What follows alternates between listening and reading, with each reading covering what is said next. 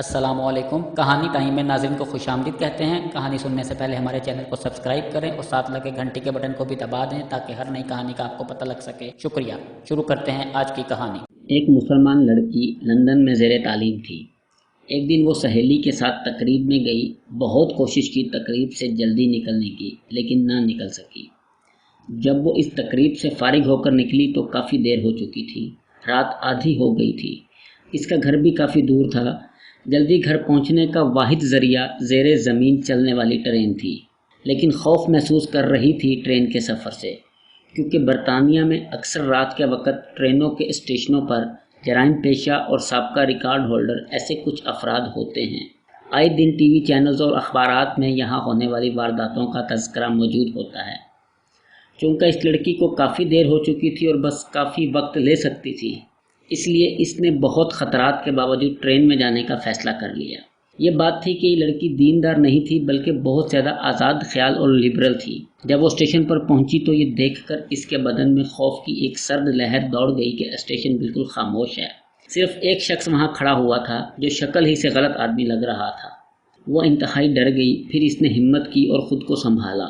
कुरानी आयत का विर्द करना शुरू कर दिया। इसे जो कुछ ज़बानी याद था, जिसे एक अरसे से वो भूली हुई थी, सब कुछ पढ़ डाला।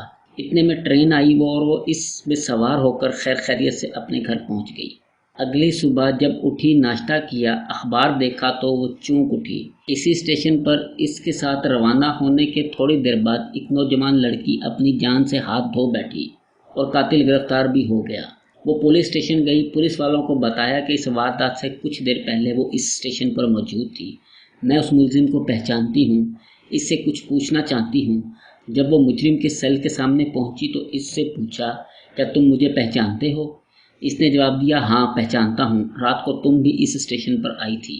लड़की ने पूछा, फिर तुमने मुझे क्यों छोड़ दिया? वो कहने लगा, मैं तुम्हें कैसे नुकसान पहुँचाता? तुम्हारे पीछे तो दो इंतहाई सेहतमंद और कद आवर बॉडी गार्ड थे।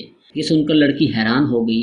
इसे यकीन हो गया कि कुरान की आयतों का विर्द करने की वजह से अल्लाह की तरफ से इसकी हिफाजत की गई। वो वापसी पर अल्लाह के तशक्कुर और एहसानमंदी के जज्बात से मगलूब थी।